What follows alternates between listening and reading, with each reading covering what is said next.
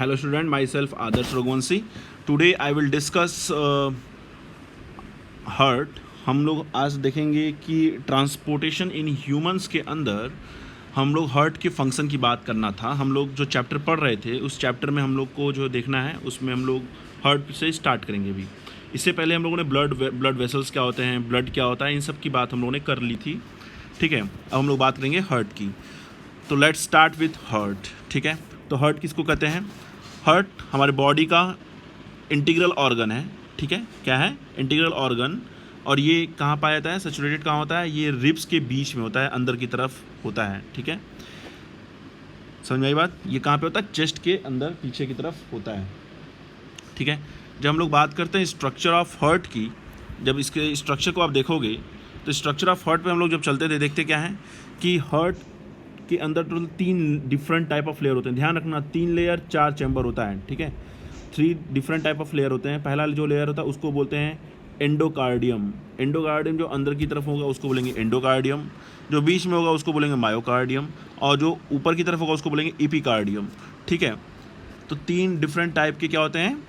Layer होते हैं. 4 different type के चैम्बर होते हैं. जो चैम्बर होते हैं आप देखोगे जहाँ पे लिखा है राइट आर्टिकल है ना, उसी जस्ट नीचे लिखा होगा राइट वेंट्रिकल.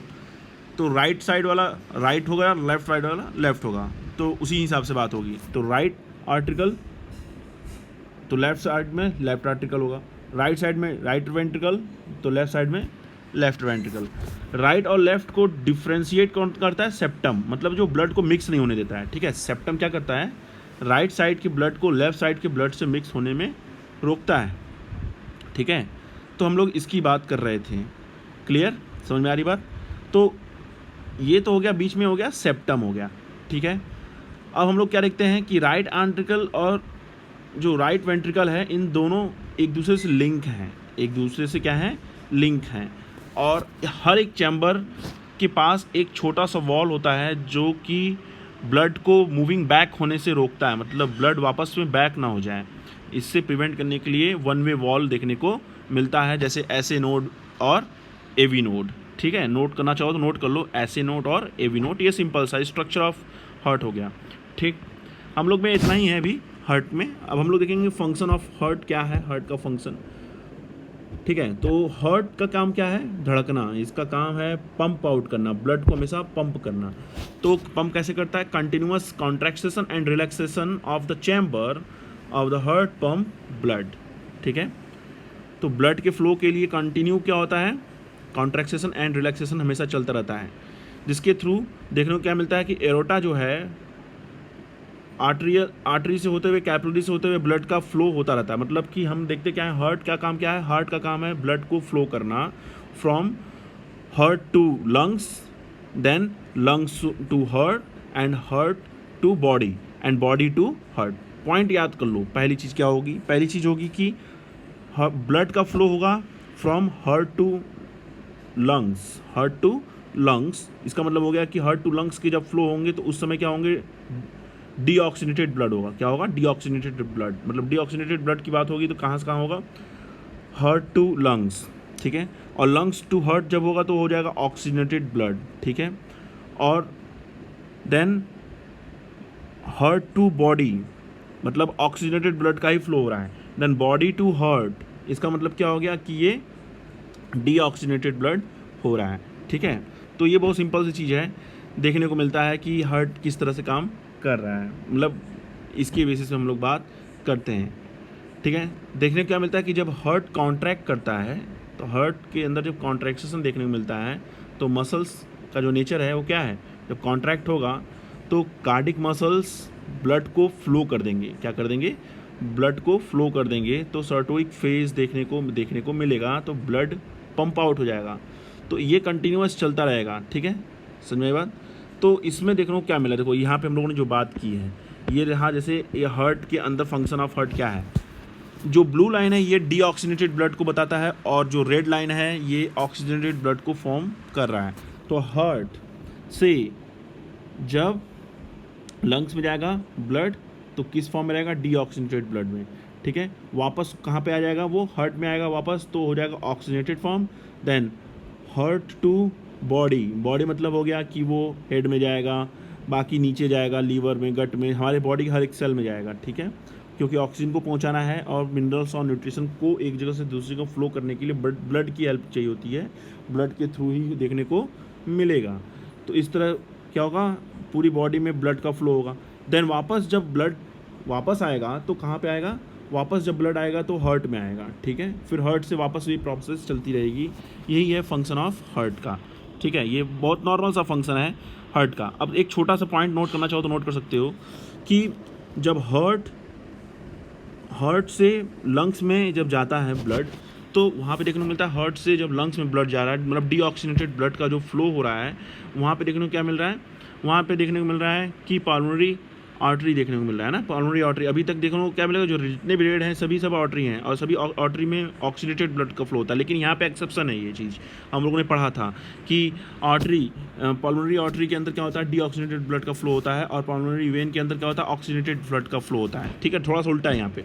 तो डीऑक्सीनेटेड ब्लड का जो फ्लो हो रहा है हार्ट टू लंग्स में, वो क्या है, पल्मोनरी आर्टरी है, और लंग्स टू हार्ट में जो फ्लो हो रहा है वो क्या हो रहा है, पल्मोनरी वेन के थ्रू हो रहा है, ठीक है। और वापस जब हार्ट से बॉडी में जा रहा है, बॉडी मतलब हेड में, और वापस वो लीवर में, गट में, पूरे बॉडी में, मान लो पूरे बॉडी में जा रहा है, तो वो पल्मोनरी आर्टरी के, ये पूरा का पूरा ये आर्टरी है, पूरे के पूरे आर्टरी में जा रहे हैं, ठीक है। और वापस जब ब्लड डीऑक्सीनेटेड फॉर्म का हो गया, ब्लू हो गया, जैसे ही ब्लड ब्लू हो जा रहा है ना, ब्लू का मतलब समझाने का मतलब है ब्लू नहीं हो जाता है, मतलब बता रहा हूँ मैं कि ये डीऑक्सीनेटेड फॉर्म है। जब वापस डीऑक्सीनेटेड हो जाएगा तो ये क्या हो जाएगा, वेन में आ जाएगा, क्लियर। ये है फंक्शन ऑफ ब्लड, ये मतलब फंक्शन ऑफ हार्ट, ये हार्ट का एक डिफ्रेंशिएट फंक्शन है, ठीक है, जिसके अंदर हम लोग बात करते हैं, ठीक है। तो ये बस सिंपल सी चीज़ है जिसको आपको याद रखना पड़ेगा।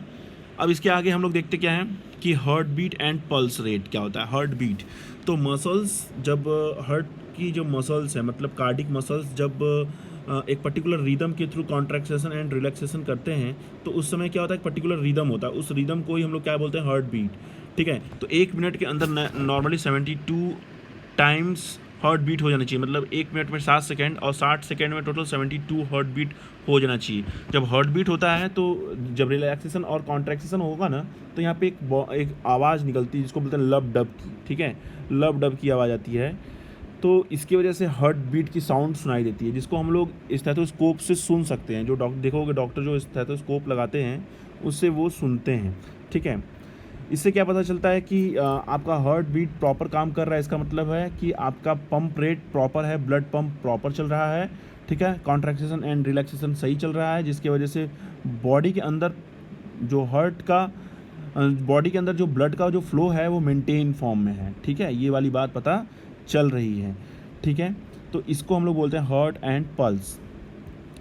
इसके बाद हम लोग देखेंगे क्या कि पल्स रेट को हम लोग मेजर करने के लिए देखते हो क्या हो कि डॉक्टर पल्स रेट को मेजर करने के लिए, जैसे मतलब क्या होता है ना कि हार्ट के पास से जब ब्लड का फ्लो होता है बॉडी में, तो उस समय क्या होता है, काफ़ी प्रेशर रिलीज़ होता है। उस प्रेशर को पल्स के अंदर वो चेक करता है। जैसे हाथ के पास देखोगे 2 उंगली से डॉक्टर चेक करते हैं कि पल्स चल रही है कि नहीं, पल्स चल रही है तो कितनी तेज़ चल रही है, धीमे चल रही है, कस के चल रही है, बहुत तेज़ चल रही है, ये सारी चीज़ों को पता चल जाता है पल्स से।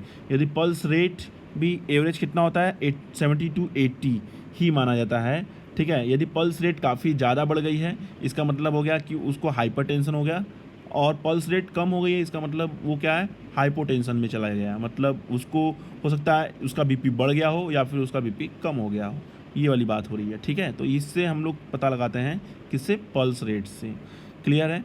अब हम लोग यहाँ पे हम लोग जो भी बात कर रहे थे, ये सब ट्रांसपोर्टेशन की बात कर रहे थे, मतलब ट्रांसपोर्टेशन इन ह्यूमन, ठीक है, ट्रांसपोर्टेशन इन ह्यूमन की बात कर रहे थे। अब हम लोग देखेंगे क्या, एक्सक्रीशन, मतलब ह्यूमन बॉडी के अंदर जो एक्सक्रीशन की बात हो रही है उसकी बात करेंगे।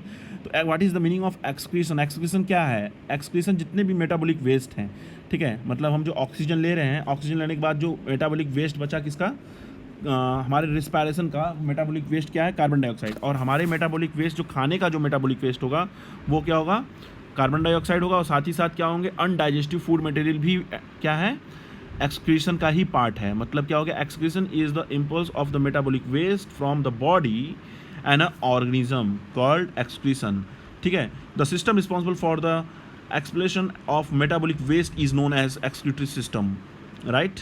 तो तो ये सारी जो बातें हैं, इन सभी चीज़ों को आपको पता होना चाहिए। एक्सक्रीशन मतलब हमारे बॉडी के अंदर जो मेटाबॉलिक वेस्ट कंटेन हो गया है उसको बाहर की तरफ निकाल देना, उसको बोलते हैं एक्सक्रीशन। जैसे हम ऑक्सीजन लेते हैं तो कार्बन डाइऑक्साइड बाहर की तरफ निकाल देते हैं, और ये कार्बन डाइऑक्साइड कुछ और नहीं है, ये मेटाबॉलिक वेस्ट है। क्लियर? और जो हम खाना खाते हैं उसके बाद जो अनडाइजेस्टिव फूड मटेरियल होता है उसको हम लोग स्टूल के फॉर्म में, दैट इज पॉटी के फॉर्म में रिलीज़ कर देते हैं। क्यों? क्योंकि वो भी क्या है, एक्सक्रीशन का ही पार्ट है। एक्स्ट्रा फॉर्म में जो वाटर जो हमारे स्वेट से रिलीज हो जाते हैं वो भी एक तरह का क्या है, मेटाबॉलिक वेस्ट है। ठीक है, तो ये सभी मेटाबॉलिक वेस्ट को हम लोग बाहर की तरफ निकाल देते हैं, क्योंकि ये हमारी बॉडी में पड़ रहेंगे तो हमारी बॉडी को हार्म ही करेंगे, इसलिए मेटाबॉलिक वेस्ट को बाहर की तरफ निकाल देते हैं। ठीक है, क्लियर? अब हम लोग बात करते हैं excretion in different type of animals. जो एक्सक्रीशन होता है, बहुत देखोगे जितने भी जो भी फूड कंपोनेंट हैं, जो भी फूड कंपोनेंट हो आपने खाया है उसका जो अनडाइजेस्टिव फूड मटेरियल होगा और जो undigestive food component as a waste product, वो क्या होगा, बॉडी से बाहर की तरफ निकालने की प्रोसेस को बात की जाएगी। अभी मैंने बात की थी like water, carbon dioxide waste, ये सब क्या है, रिस्पायरेटरी प्रोसेस के थ्रू बने हुए वेस्ट हैं, है ना। और डाइजेशन प्रोसेस के थ्रू जो बने हुए वेस्ट हैं वो कौन से हैं, यूरिया है, ये सभी हो जाएंगे। ठीक है, ये सब नाइट्रोजनस वेस्ट हो जाएंगे। ठीक है, जैसे यूनिसेलुलर एनिमल्स हैं, unicellular animals like amoeba, paramecium, इन सब की, ये सब क्या है, सिंगल सेलुलर है। इनके अंदर कोई ऐसा तो है नहीं कि इनके अंदर लंग्स पाया जा रहा है या फिर इनके अंदर कोई डाइजेस्टिव सिस्टम है, ऐसा तो कुछ है नहीं। तो ये क्या करते हैं, ये यूनिसेलुलर हैं, सिंगल होते हैं, अकेले होते हैं। तो इनके सेल के सरफेस से ही जो एक्स्ट्रा मेटाबॉलिक वेस्ट होता है वो रिमूव हो जाता है। ठीक है, बाय डिफ्यूजन के थ्रू, अंडरलाइन करना, ये डिफ्यूजन वाली प्रोसेस बहुत इंपॉर्टेंट है। ठीक है, डिफ्यूजन के थ्रू रिलीज हो जाता है।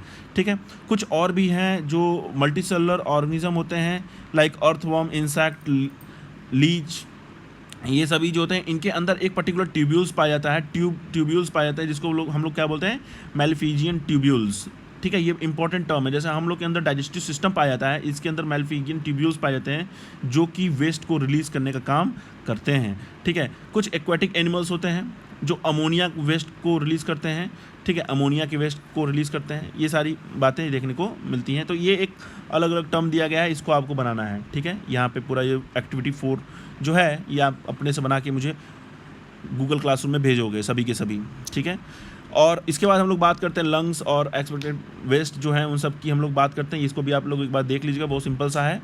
हम लोग अब बात करेंगे एक्सक्रीशन इन ह्यूमंस।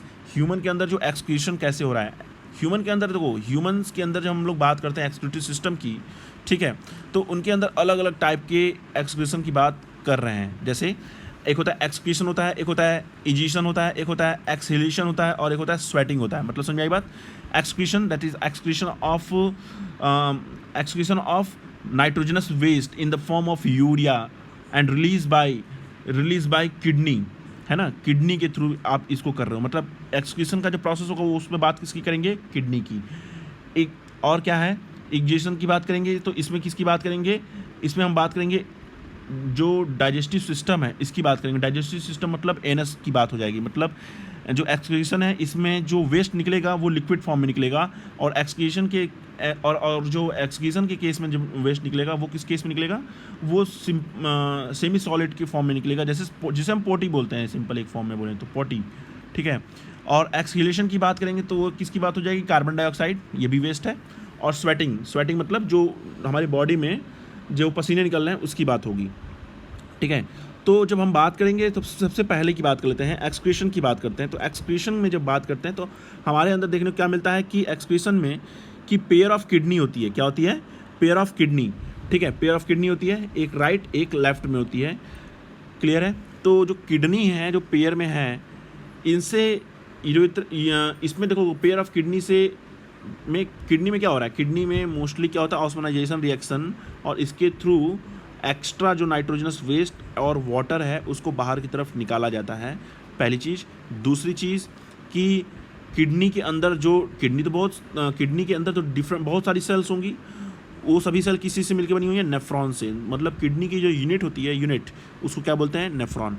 किडनी का स्ट्रक्चर कैसा होता है, किडनी का स्ट्रक्चर बीन शेप का होता है, और ये ब्राउनिश कलर की देखने को मिलती है। ठीक है, कहाँ पे होती है, ये एब्डोमेन कैविटी के नीचे होती है थोड़ा सा, और एक राइट वाली थोड़ी सी ऊपर होती है, लेफ्ट वाली थोड़ी सी नीचे होती है। ठीक है, क्लियर है? और इसके अंदर देखने को क्या मिलता है, ये किडनी क्या करता है मेनली, ये किडनी क्या करता है, ब्लड को छानने का काम करता है। ब्लड को छान करके किडनी से जो एक्स्ट्रा यूरिया है, ठीक है, एक्स्ट्रा यूरिया है, वो यूरेटर के थ्रू यूरिनरी ब्लैडर में स्टोर कर जाते हैं, ठीक है। जो यूरिन है, मतलब समझो ब्लड के अंदर जो यूरिन था उसको फिल्टर करना है, तो किडनी के पास आएगा ब्लड। फिल्टर करने के बाद, अब किडनी में फिल्टर होने के बाद वो पाइपलाइन से होते हुए कहाँ चला जाएगा, यूरिनरी ब्लैडर। तो उस पाइपलाइन का नाम क्या है, यूरेटर। ध्यान रखना, उस पाइपलाइन का नाम क्या है, यूरेटर, ठीक है। अब यूरिनरी ब्लैडर में क्या होगा, पूरा का पूरा यूरिन वहीं पे एक जगह इकट्ठा होगा, ठीक है। जब इकट्ठा हो जाएगा यूरिन, उसके बाद जब इकट्ठा हो जाएगा तो उसको बाहर की तरफ रिलीज़ कर दिया जाएगा, ठीक है। तो ये सब प्रॉपर्टी किसकी वजह से होती है, नेफ्रॉन की वजह से। तो इसका स्ट्रक्चर आप बनाओगे 11.8 और 11.9 दोनों का, ठीक है। देखो जब हम लोग बात करते हैं नेफ्रॉन की, एक नेफ्रॉन का डायग्राम देखते हैं, तो ऊपर देखोगे तो जो इस पर लिखा है कप शेप एंड, है ना, इसको बोलते हैं बामन कैप्सूल। क्या बोलेंगे इसको, बामन कैप्सूल, ठीक है, नोट कर लो इसको बोलते हैं बामन कैप्सूल। फिर बामन कैप्सूल से जो टेढ़ी मेढ़ी लाइन बनी हुई है उसको बोलते हैं PCT। फिर उसके बाद लूप हो गया, फिर DCT, जो इसके बगल में फिर है DCT। फिर जो ब्रांचेस जैसी हैं वो एक्स्ट्रा जो कटी हुई हैं वो क्या है, वो है वहाँ पे दूसरे नेफ्रॉन्स भी ऐड हो सकते हैं, और वो फाइनली कहाँ पे चला जाएगा, यूरेटर के टू, लिखा ना टू यूरेटर के पास जाके मिल जाएंगे, ठीक है। तो ये एक नेफ्रॉन का डायग्राम हो गया। तो नेफ्रॉन का डायग्राम और भी बहुत बढ़िया है नेफ्रॉन का डायग्राम, लेकिन इसके अंदर हम लोग ये बात करते हैं। लेकिन ब्लड का जो फिल्ट्रेशन है, फिल्ट्रेशन ऑफ ब्लड, वो कहाँ पे हो रहा है, ब्लड का फिल्ट्रेशन हो रहा है कहाँ पे, कप शेप एंड में, जिसको हम लोग क्या बोलते हैं, बामन कैप्सूल, ठीक है। कप शेप जो एंड है वहाँ पे क्या हो रहा है, ब्लड का फिल्ट्रेशन हो रहा है, ठीक है।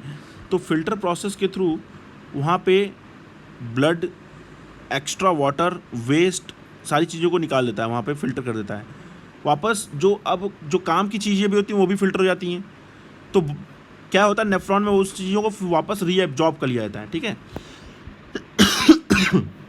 मतलब कहा जा रहा है कि जो एक्स्ट्रा वाटर या इंपॉर्टेंट आयंस हैं या ग्लूकोज है, RBC है, ये सब जो फ्लो में चला गया है उसको वापस नेफ्रॉन के थ्रू रीएब्जॉर्ब कर लिया जाता है। क्या कर देते हैं, रीएब्जॉर्ब। और बाकी जो बचा हुआ पार्ट है उसको क्या बोलते हैं, यूरिन। क्या बोलते हैं, यूरिन। ये सब पार्ट किसका है, एक्सक्रीशन का। अब हम लोग किसकी बात करते हैं, स्वेटिंग की बात करते हैं। स्वेटिंग क्या होता है, स्वेटिंग क्या है, एक तरह का स्वेटिंग एक तरह का एक्स्ट्रा फ्लूइड जो कि हमारे बॉडी के ऊपर, देखो आप डायग्राम देखोगे स्वेट ग्लैंड का डायग्राम देखोगे तो ऊपर जो यहाँ पे जो ब्लू कलर का लाइन यहाँ पे चला जा रहा है ना, स्वेट ग्लैंड है, स्वेट ग्लैंड से निकल के यहाँ पे ब्लू कलर की लाइन, ब्लू कलर का एक छोटा सा पैच बना हुआ है। ये स्किन के ऊपर जो छोटा सा पैच है यही क्या है, स्वेट ग्लैंड की ओपनिंग है, ठीक है। और यहीं से क्या रिलीज़ होगी, स्वेट। तो स्वेट क्यों रिलीज़ होता है, स्वेट इसलिए रिलीज़ होता है कि हमारी बॉडी टेम्परेचर को मेंटेन किया जा सके, ठीक है, हमारी बॉडी टेम्परेचर को मेंटेन किया जा सके। और ये हमारे नर्व सिस्टम से भी कंट्रोल होता है। मतलब आपको जब बहुत ज़्यादा डर लगता है तो भी पसीना निकलने लगता है ना, यदि कोई डांट देता है तो भी बहुत ज़्यादा पसीना निकलने लगता है, क्योंकि इसके पीछे यही रीजन है। तो स्वेट के अंदर मोस्टली क्या होता है, स्वेट के अंदर 99% वाटर होता है, बाकी सब कुछ सॉल्ट होता है, और IgA मॉलिक्यूल होता है। नोट कर लो कहीं पे, IgA मॉलिक्यूल भी होता है, ठीक है। ध्यान रखना कि यदि स्वेट बहुत ज़्यादा रिलीज़ होता है तो उस पर्टिकुलर पर्सन के अंदर यूरिन का फॉर्मेशन कम होगा, ठीक है। मतलब हम ये कह रहे हैं गर्मियों में यूरिन का फॉर्मेशन कम होता है और ठंड में यूरिन ज़्यादा बनता है। क्यों, क्योंकि गर्मियों में स्वेट ज़्यादा निकलता है, ठीक है, तो पसीने के थ्रू ही वाटर ज़्यादा निकल जाता है, इसलिए यूरिन बहुत ज़्यादा डिस्चार्ज नहीं होता। लेकिन ठंड में पसीना निकलता नहीं, इसलिए बहुत ज़्यादा क्या निकलता है, डिस्चार्ज होता है, यूरिन डिस्चार्ज ज़्यादा होता है, ठीक है। तो ये वाली बात हो गई। तो ये किसके लिए होता है, ये होता है हीमोस्टैटिस के लिए, ठीक है। ये किसके लिए होता है, हीमोस्टैटिस, मतलब एक स्किन और किडनी दोनों की रिस्पॉन्सिबिलिटी का काम करने की जो प्रॉपर्टी है उसको बोलेंगे हीमोस्टैटिस, ठीक है, जो बैलेंस कंडीशन को मेंटेन रखता है। ये तो हो गया transport and excretion of human, ठीक है। मतलब हम लोगों ने ट्रांसपोर्ट भी देख लिया, ब्लड का फ्लो कैसे होता है, ब्लड क्या होता है, और हार्ट बीट क्या होती है, हार्ट क्या होता है, इसकी बात हम लोग कर ली। फिर उसके बाद हम लोग एक्सक्रीशन, ह्यूमन एक्सक्रीशन में हम लोग देखें किडनी का स्ट्रक्चर क्या होता है, नेफ्रॉन क्या होता है, और उसके साथ साथ हम लोग स्वेटिंग पढ़ लिए, ठीक है। अब हम लोग देखेंगे transport in plant, transport in plant की बात करते हैं। तो ट्रांसपोर्ट इन प्लांट में आप देखोगे कि इसमें क्या हो रहा है। तो ट्रांसपोर्ट इन प्लांट्स में देखोगे तो आप देखोगे कि transport of water from root to tip, पहली चीज़ पहले ध्यान रखो, transport of water from soil to root, पहला case. Case number 2, transport of water from root to tip, मतलब पहले जो पानी कहाँ पे था, पहले जो पानी आपका बाहर की तरफ था, अब उसे अंदर की तरफ हम ले रहे हैं। इसको हम लोग पढ़ेंगे कल नेक्स्ट क्लास में, लेकिन अभी के लिए फ़िलहाल इतना ही, ठीक है। हम लोग ट्रांसपोर्ट इन प्लांट पढ़ेंगे, इसके साथ ही ये चैप्टर हम लोग करेंगे ख़त्म, और इसके ऊपर हम लोग कुछ बेस क्वेश्चन भी कल सॉल्व करेंगे, ठीक है। आई होप आपको समझ में आ रहा होगा, नहीं समझ में आ रहा तो वीडियो को फिर से आप देख लीजिए, आपको समझ में आ जाएगा। और आपका होमवर्क आपको बताया है कि आपको 3 डायग्राम बनाने हैं। पहला डायग्राम है आपको किडनी का डायग्राम बनाना है, फिर दूसरा नेफ्रॉन का डायग्राम, तीसरा स्वेट ग्लैंड जो स्किन के अंदर है इसकी डायग्राम को बनाना है, ठीक है। टोटल 3 डायग्राम है, तीनों डायग्राम की बेसिस पे आप तीनों डायग्राम को बनाना है, तीनों डायग्राम को जस्टिफाई करना है, ठीक है। तीनों डायग्राम को जस्टिफाई करना है, ये आपका होमवर्क है, और इस होमवर्क को आप मुझे जल्द से जल्द सबमिट कीजिएगा, ठीक है। नेटवर्क ना होने की वजह से मुझे थोड़ा लेट बनाना पड़ा ये चीज़, ठीक है। Thank you. नहीं समझ में आया तो आप इसे पूछ सकते हैं। आई थिंक आपको समझ में आ रहा